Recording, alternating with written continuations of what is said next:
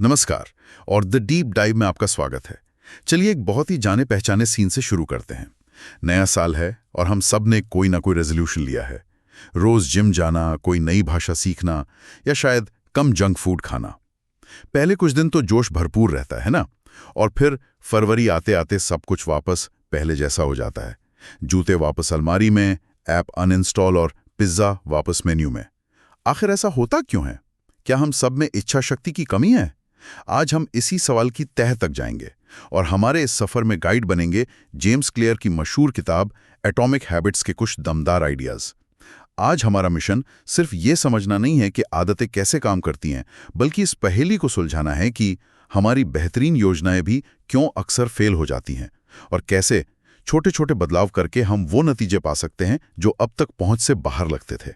और ये सवाल ही सब कुछ बदल देता है। हम हमेशा सोचते हैं कि गलती हमारी विल पावर में है, कि हम काफ़ी मजबूत नहीं हैं। लेकिन किताब का जो सबसे बड़ा आइडिया है वो ये है कि हम असफल इसलिए नहीं होते कि हमारे लक्ष्य बड़े हैं, बल्कि इसलिए कि हमारे सिस्टम कमज़ोर हैं। लेखक का तर्क है कि आदतें प्रेरणा का नहीं, माहौल और डिज़ाइन का खेल है। तो सवाल ये नहीं है कि मैं आलसी क्यों हूँ, बल्कि ये है कि मेरा सिस्टम मुझे सफल होने में मदद क्यों नहीं कर रहा। लेकिन ये थोड़ा अजीब नहीं लगता? क्या हम अपनी असफलताओं की जिम्मेदारी अपने सिस्टम पर डालकर खुद को एक बहाना नहीं दे रहे हैं? आखिरकार आदत तो हमें ही निभानी है। ये एक बहुत जरूरी सवाल है, और ये जिम्मेदारी से भागना नहीं है, बल्कि जिम्मेदारी लेने का एक ज्यादा स्मार्ट तरीका है। देखिए, इच्छा शक्ति एक बैटरी की तरह है, वो दिन भर में खत्म हो जाती है। आप सुबह तो शायद केक खाने से मना कर दें, लेकिन रात को थके होने पर खुद को रोकना बहुत मुश्किल होता है। सिस्टम बनाने का मतलब है कि आपको हर बार इच्छा शक्ति पर निर्भर ही न रहना पड़े। आप अपने माहौल को ही ऐसा बना देते हैं कि सही काम करना आसान हो जाए और गलत काम करना मुश्किल। ये बहाना नहीं, बल्कि अपने ही दिमाग के साथ काम करने का एक तरीका है, उसके खिलाफ नहीं। ठीक है, ये बात समझ में आती है। तो अगर इच्छा शक्ति जवाब नहीं है तो शुरुआत कहाँ से करें? किताब में 1% सुधार के सिद्धांत की बात की गई है। सुनने में तो ये बहुत ही मामूली लगता है। रोज सिर्फ 1% बेहतर होना, इससे क्या ही फर्क पड़ेगा? गणितीय रूप से देखें तो ये हैरान करने वाला है। इसे कंपाउंडिंग इंटरेस्ट की तरह सोचिए। अगर आप 1 साल तक हर दिन सिर्फ 1% बेहतर होते हैं, तो साल के अंत तक आप 37 गुना बेहतर हो चुके होंगे। हाँ। और इसका उल्टा भी उतना ही सच है। हर दिन 1% खराब होना आपको लगभग 0 पर ले आता है। असली खतरा किसी एक बड़े गलत फैसले में नहीं है, जैसे एक दिन पिज्जा खा लेना। असली खतरा उन छोटे छोटे रोज के गलत फैसलों में है जो जुड़ते चले जाते हैं। रोज 15 मिनट सोशल मीडिया पर बर्बाद करना, रोज एक अनहेल्दी स्नैक खाना, ये वो छोटी छोटी दरारें हैं जो धीरे धीरे पूरे जहाज को डुबो देती हैं। ये तो डरावना भी है और उम्मीद जगाने वाला भी। मतलब छोटी चीजें बहुत मायने रखती हैं। लेकिन यहाँ एक मनोवैज्ञानिक समस्या है। जब हम रोज सिर्फ 1 पेज पढ़ते हैं या 5 मिनट मेडिटेशन करते हैं, तो हमें तुरंत कोई बड़ा नतीजा नहीं दिखता। दिमाग को लगता है कि इससे क्या हो रहा है और हम छोड़ देते हैं। इस पठार को कैसे पार किया जाए? आपने बिल्कुल सही नब्ज पकड़ी है, और यहीं पर लेखक एक और शक्तिशाली आइडिया पेश करते हैं, पहचान आधारित आदतें। ज्यादातर लोग परिणाम आधारित लक्ष्य बनाते हैं। मुझे 10 किलो वजन कम करना है, या मुझे एक किताब लिखनी है। ये बाहरी लक्ष्य हैं। लेखक कहते हैं कि बदलाव का सबसे गहरा स्तर पहचान का होता है। आप ये कहने के बजाय कि मैं डाइटिंग कर रहा हूं, ये कहना शुरू करते हैं कि मैं एक स्वस्थ इंसान हूं। अच्छा, तो फर्क सिर्फ शब्दों का है या इससे कुछ गहरा है? मैं एक धावक बनना चाहता हूं और मैं एक धावक हूं कहने में असल में क्या बदल जाता है? सब कुछ बदल जाता है। जब आप कहते हैं मैं एक धावक हूं, तो हर बार जब आप दौड़ने के लिए जूते पहनते हैं, चाहे सिर्फ 5 मिनट के लिए ही क्यों ना हो, आप अपनी उस पहचान को एक वोट दे रही होती हैं। आप अपने दिमाग को सबूत दे रही होती हैं कि आप सच में एक धावक हैं। रोज एक पेज पढ़ना आपको एक पाठक बनाता है। रोज गिटार पर 2 कॉर्ड बजाना आपको एक संगीतकार बनाता है। धीरे धीरे ये छोटे छोटे सबूत आपकी आत्म छवि को बदल देते हैं। और जब कोई चीज आपकी पहचान का हिस्सा बन जाती है, तो आप उसे बाहरी प्रेरणा के लिए नहीं करते, आप उसे इसलिए करते हैं क्योंकि आप वैसे ही हैं। एक स्वस्थ व्यक्ति जंक फूड को इसलिए मना नहीं करता क्योंकि वो डाइटिंग पर है, बल्कि इसलिए क्योंकि यह उसकी पहचान के खिलाफ है। यह बदलाव को अंदर से बाहर की ओर लाता है। ये आइडिया तो वाकई बहुत शक्तिशाली है। ये आदत को एक काम से हटाकर व्यक्तित्व का हिस्सा बना देता है। मैंने खुद इसे आजमाया। जब तक मेरा गिटार केस में बंद रहता था, मैं कभी प्रैक्टिस नहीं करता था। जिस दिन से उसे स्टैंड पर सामने रखना शुरू किया और खुद को गिटार सीखने वाला नहीं बल्कि गिटार बजाने वाला सोचना शुरू किया, मैं उसे दिन में कम से कम एक बार जरूर उठाता हूं, भले ही सिर्फ 2 मिनट के लिए। तो ठीक है, ये पहचान बनाने की बात तो बहुत शक्तिशाली है, लेकिन सवाल यह है कि ये काम कैसे करता है। हमारे दिमाग में आदत का असल मैकेनिज्म क्या है? वो कौन सा चक्र है जो बार बार चलता रहता है? यहाँ हम आदत के मनोविज्ञान के मूल में उतरते हैं, जिसे लेखक हैबिट लूप कहते हैं। ये एक 4 चरणीय प्रक्रिया है जो हमारा दिमाग हर आदत के लिए इस्तेमाल करता है। पहला चरण है संकेत, यानी क्यू। ये एक ट्रिगर है जो आपके दिमाग को बताता है कि कोई व्यवहार शुरू करो। ये कुछ भी हो सकता है, आपके फोन पर एक नोटिफिकेशन, सुबह का अलार्म या काम के बाद की थकान। तो संकेत मिलने के बाद क्या होता है? संकेत के बाद आता है दूसरा चरण, इच्छा, क्रेविंग।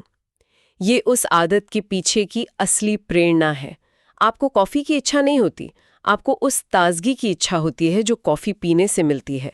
आपको सिगरेट की इच्छा नहीं होती, आपको उस तनाव से मुक्ति की इच्छा होती है जो सिगरेट पीने से मिलती है। इच्छा ही वो ताकत है जो हमें काम करने पर मजबूर करती है। और इसके बाद हम असल में वो काम करते हैं। बिल्कुल।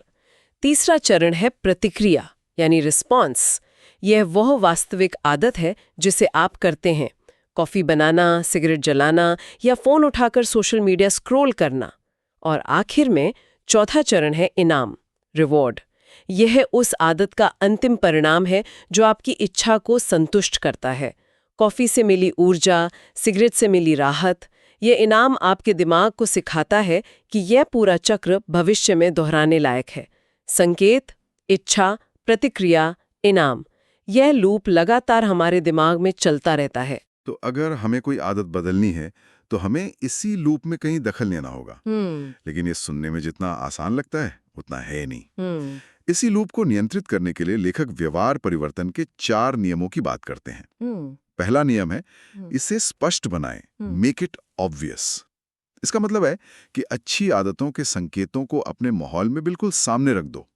अगर आप रोज सुबह दौड़ना चाहते हैं तो रात में ही अपने जूते और कपड़े बिस्तर के पास रख दें। ये सुबह आपको एक बहुत स्पष्ट संकेत देगा। हाँ, और दूसरा नियम है, इसे आकर्षक बनाएं, मेक इट अट्रैक्टिव।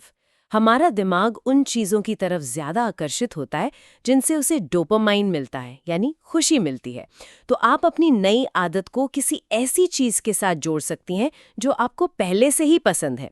इसे टेम्पटेशन बंडलिंग कहते हैं। जैसे आप नियम बना सकती हैं कि आप अपना पसंदीदा नेटफ्लिक्स शो तभी देखेंगी जब आप ट्रेडमिल पर चल रही होंगी। अच्छा। या अपना पसंदीदा पॉडकास्ट सिर्फ सफाई करते वक्त सुनेंगे। इससे आपका दिमाग उस मुश्किल काम को करने के लिए तैयार हो जाता है, क्योंकि उसे पता है कि साथ में कुछ मजेदार भी होने वाला है। तीसरा नियम शायद मेरा पसंदीदा है, इसे आसान बनाएं, मेक इट इजी। हम अक्सर शुरुआत में ही बहुत बड़ा लक्ष्य बना लेते हैं। मैं रोज 1 घंटा जिम करूंगा और फिर 1-2 दिन बाद ही हिम्मत हार जाते हैं। लेखक यहाँ 2 मिनट के नियम की सलाह देते हैं। कोई भी नई आदत शुरू करें तो उसे ऐसे रूप में शुरू करें जिससे पूरा करने में 2 मिनट से भी कम समय लगे। रोजाना पढ़ना है बन जाता है रोजाना 1 पेज पढ़ना है। रोजाना योग करना है बन जाता है सिर्फ योगा मैट बिछाना है। इसका मकसद आदत को पूरा करना नहीं बल्कि उसे शुरू करने की आदत डालना है। एक बार आप शुरू कर देते हैं तो गति बनाना आसान हो जाता है। और चौथा और शायद सबसे ज्यादा नजरअंदाज किया जाने वाला नियम है, इसे संतोषजनक बनाएं, मेक इट सैटिस्फाइंग। अच्छी आदतों के साथ एक समस्या है, उनका असली नाम बहुत बाद में मिलता है। आज जिम जाने का फायदा महीनों बाद दिखेगा और हमारा दिमाग तत्काल संतुष्टि चाहता है। इसलिए आपको आदत पूरी करने के तुरंत बाद खुद को एक छोटा तत्काल इनाम देना होगा, जैसे हर बार वर्कआउट के बाद कैलेंडर पर एक बड़ा सा क्रॉस लगाना। ये क्रॉस देखने से जो संतोष मिलता है वो आपके दिमाग को बताता है कि ये मेहनत बेकार नहीं गई। ये एक छोटी सी जीत है जो आदत को मजबूत करती है। इन चारों नियमों में से कौन सा आपको लगता है कि आज की दुनिया में लागू करना सबसे मुश्किल है? ये एक बेहतरीन सवाल है। मुझे लगता है कि चौथा नियम, इसे संतोषजनक बनाए आज के दौर में सबसे ज्यादा चुनौतीपूर्ण है। क्यों? क्योंकि हमारी अच्छी आदतें जैसे किताब पढ़ना या कसरत करना उन बुरी आदतों से मुकाबला कर रही हैं जिन्हें बड़ी बड़ी कंपनियों ने अरबों डॉलर खर्च करके बेहद संतोषजनक बना दिया है। सोशल मीडिया पर एक लाइक का डोपामाइन हिट या जंक फूड का तुरंत मिलने वाला स्वाद, इनके सामने कैलेंडर पर क्रॉस लगाने से मिलने वाला संतोष बहुत छोटा लगता है। इसलिए हमें अपनी छोटी जीतों को सेलिब्रेट करने और उन्हें महसूस करने के लिए बहुत सचेत प्रयास करना पड़ता है। ये बहुत गहरी बात है। तो ये तो हुई अच्छी आदतें बनाने की बात। बुरी आदतों को तोड़ने के लिए क्या हमें इन्हीं नियमों को उलटना होगा? बिल्कुल, यही इस फ्रेमवर्क की खूबसूरती है। आपको बस इन चारों नियमों को पलट देना है। पहली, इसे अदृश्य बनाए, मेक इट इनविजिबल। अगर आप जो संकेत दिखेगा नहीं वो इच्छा जगाएगा नहीं। दूसरी, इसे अनाकर्षक बनाए, मेक इट अनअट्रैक्टिव। उस बुरी आदत के बुरे परिणामों के बारे में सोचें। धूम्रपान करने से आपके स्वास्थ्य और परिवार पर क्या असर पड़ेगा, इस पर ध्यान केंद्रित करें। और उसे मुश्किल बनाना तो जरूरी होगा ही। हाँ, तीसरा नियम, इसे कठिन बनाएं, मेक इट डिफिकल्ट। अपने बुरी आदतों के रास्ते में जितनी हो सके रुकावटें डालें। अगर आप रात में स्नैक्स खाती हैं तो घर में रखना ही बंद कर दें। अगर टीवी बहुत देखते हैं तो हर बार देखने के बाद रिमोट से बैटरी निकालकर किसी दराज में रख दें। ये छोटी सी रुकावट भी कई बार आदत को शुरू होने से पहले ही रोक देती है। मैंने अपने एक दोस्त को यही सलाह दी थी। पहले 2 दिन तो वो बहुत चिढ़ा, पर अब वो कहता है कि वो ज्यादा किताबें पढ़ रहा है क्योंकि रिमोट लाने में आलस आता है। ये तो कमाल का तरीका है। और चौथा नियम क्या होगा? चौथा और आखिरी, इसे असंतोषजनक बनाएं, मेक इट अनसैटिस्फाइंग। आदत को किसी तत्काल नकारात्मक परिणाम से जोड़ें। एक अकाउंटेबिलिटी पार्टनर बनाएं। अपने दोस्त को कहें कि अगर आपने इस हफ्ते जिम मिस किया तो आपको उसे 500 रुपए देने होंगे। नुकसान का डर एक बहुत बड़ा प्रेरक होता है। ये सब सुन के एक बात तो साफ हो जाती है जो आपने शुरू में कही थी, माहौल ही लगभग सब कुछ है। हम सोचते हैं कि हमें आत्मनियंत्रण की कमी है, लेकिन ज्यादातर समय हमारा माहौल ही हमारे खिलाफ काम कर रहा होता है। हाँ, और ये व्यक्तिगत डिजाइन का एक रूप है। आप अपनी जिंदगी के आर्किटेक्ट हैं। आप अपने घर, अपने दफ्तर और अपने डिजिटल माहौल को इस तरह डिजाइन कर सकती हैं कि सही चुनाव करना लगभग अपने आप हो जाए। फलों को किचन के काउंटर पर रखना और बिस्किट को सबसे ऊपर वाली अलमारी में पीछे छिपा देना, ये इच्छा शक्ति का नहीं, डिजाइन का खेल है। अच्छे विकल्प को डिफॉल्ट विकल्प बनाना ही असली जीत है। तो आज की इस गहरी पड़ताल को अगर हम समेटें तो कुछ मुख्य बातें सामने आती हैं। पहली, सफलता रातों रात नहीं मिलती। ये रोज के 1% सुधार का नतीजा है जो समय के साथ जुड़ता जाता है। दूसरी, लक्ष्यों से ज्यादा अपने सिस्टम पर ध्यान दें। और तीसरी, अपनी पहचान को बदलें।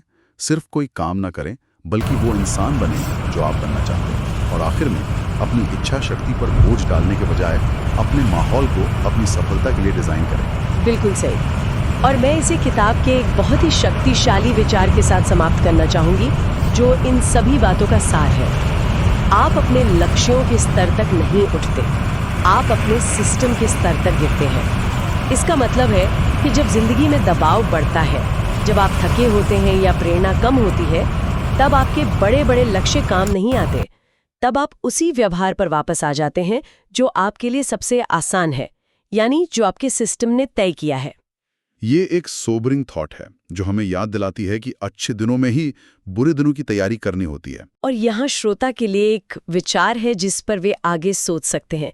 इस पूरी चर्चा में हमने व्यक्तिगत आदतों के लिए सिस्टम बनाने पर ध्यान केंद्रित किया, लेकिन क्या होगा अगर इन्हीं 4 नियमों स्पष्ट, आकर्षक, आसान और संतोषजनक को बड़ी सामूहिक आदतों पर लागू किया जाए?